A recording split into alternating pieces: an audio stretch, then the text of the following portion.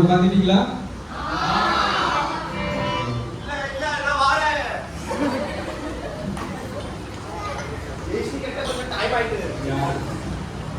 சரி சரி, எல்லாரும் செட்டில் ஆகிட்டு இருக்கோம். ஓகே, நம்ம கச்சேரியை ஆரம்பிப்போமா?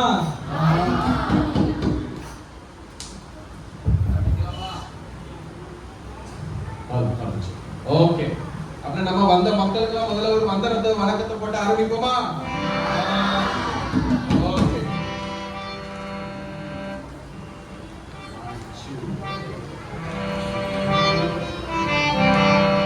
எல்லாரும் உற்சாகமா கரங்களை தட்டி பாடலாமா?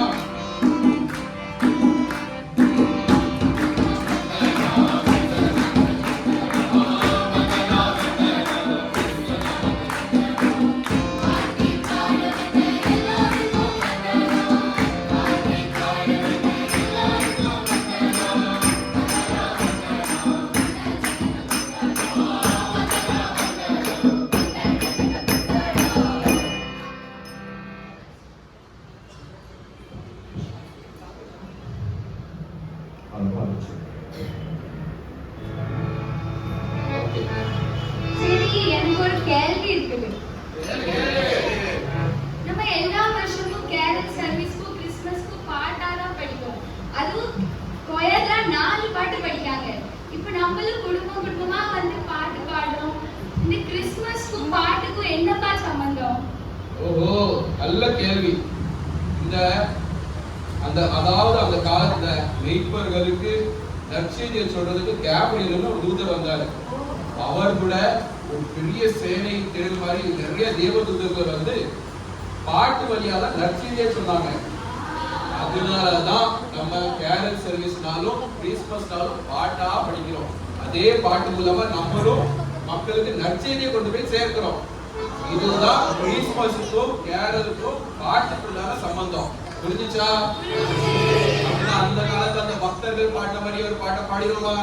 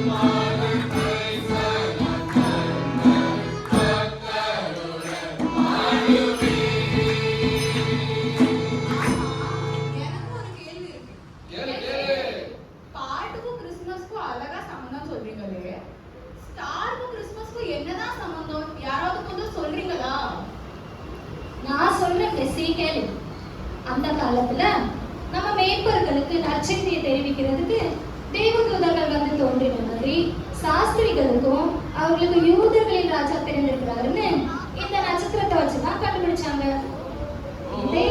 இதே நட்சத்திரம் தான் அவர்களை இயேசு கிறிஸ்துவிட்ட வழி காட்டுச்சு. புரிஞ்சுதா? இதே மாதிரி தான் நம்மளும் நட்சத்திரமா இருந்து இயேசு கிறிஸ்துவை அறியாத ஜனங்களுக்கும் அவர்களுக்கு அவருடைய அன்பை பகிர்ந்து அவர் யார் என்று தெரிவிச்சு கர்த்தருடைய மந்தையில சேர்க்கணும். எல்லாரும் செய்வோமா? ஒரு பாட்டு படிப்போமா? கேள்வி இருக்கா?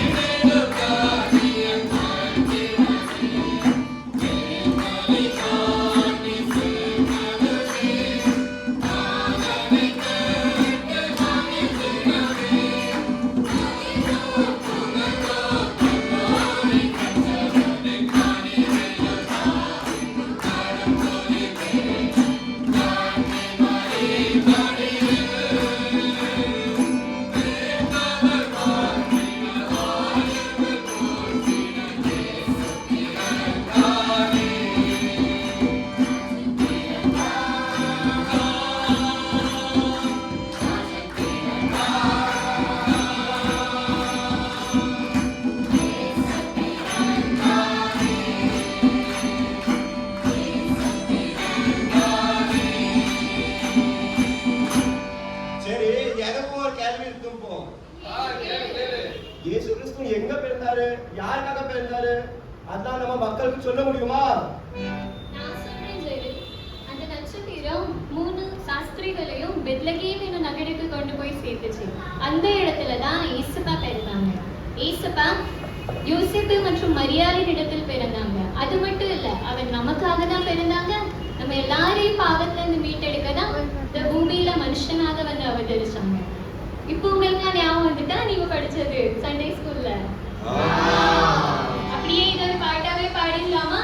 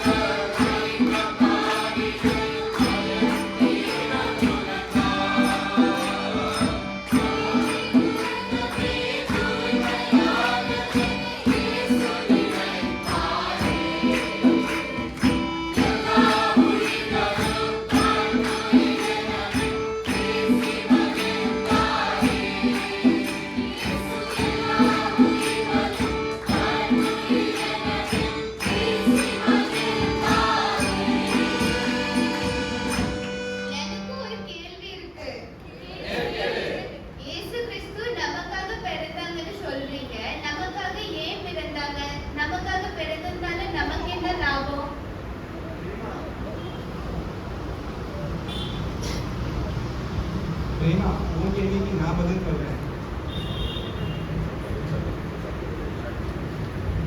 பிரேமா, உன் கேள்விக்கு நான் பதில் சொல்றேன். அதாவது ஆதி காலத்துல மனுஷங்களோட பாவத்தை ரத்தத்தினால கழுவுவாங்க. ஆனா இந்த உலகமே பாவம் செஞ்சப்போ பரலோக தேவன் தன்னுடைய மகனையே நமக்காக இந்த உலகத்தை பிறக்க செஞ்சு அவரோட ரத்தத்தினால நம்மளுடைய பாவத்தை கழுவி பரலோக பிதாவினுடைய கிருபை நமக்கு கிடைக்க செஞ்சாரு. அதனால கர்த்தருடைய ரத்தத்தினால நமக்கு கிடைச்ச மீட்பு தான் நமக்கான லாபம். புரிஞ்சுதா? அப்படின்னா நம்ம மனுஷனுடைய பாவத்துக்காக தான் இயேசு கிறிஸ்து இந்த உலகத்துக்கு வந்திருக்காரு. எல்லாம் எல்லாருக்கும் புரிஞ்சிருச்சா? அதுக்கு இன்னொரு பாட்டு பாடிடுமா?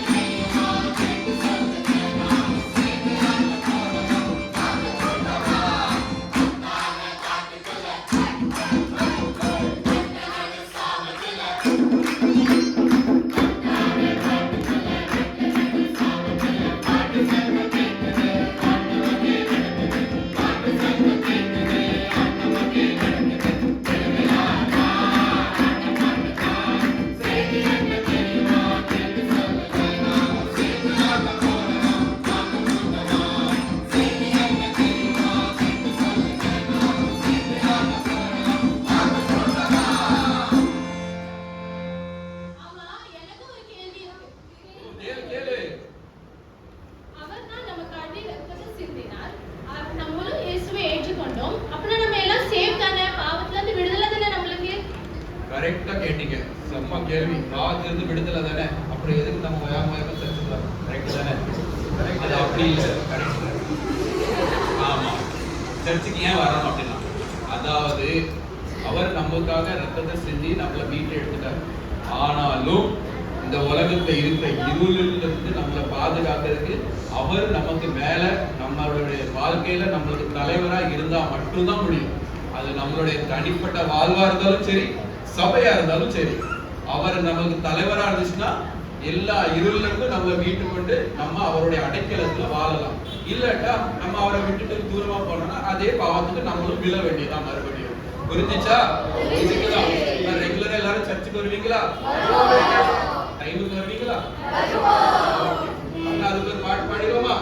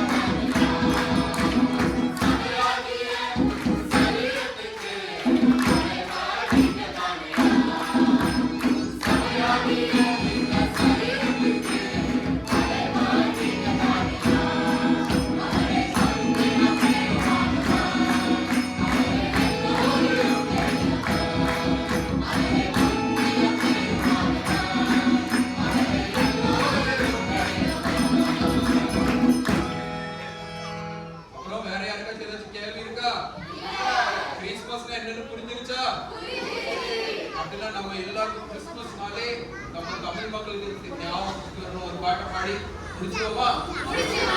என்ன பாட்டு சொல்லுமா?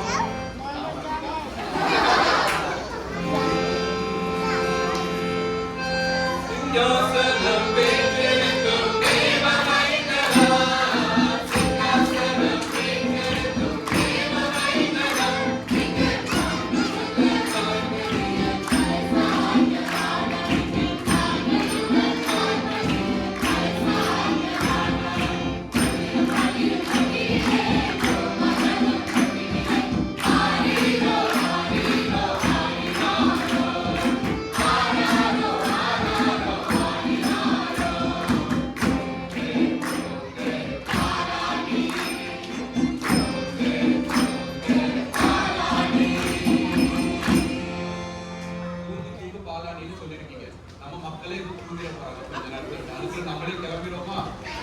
எல்லாருக்கும் ஒரு பெரிய மேரி கிறிஸ்மஸ் பார்ட்டி எல்லாம் சேர்ந்து சொல்லுங்க.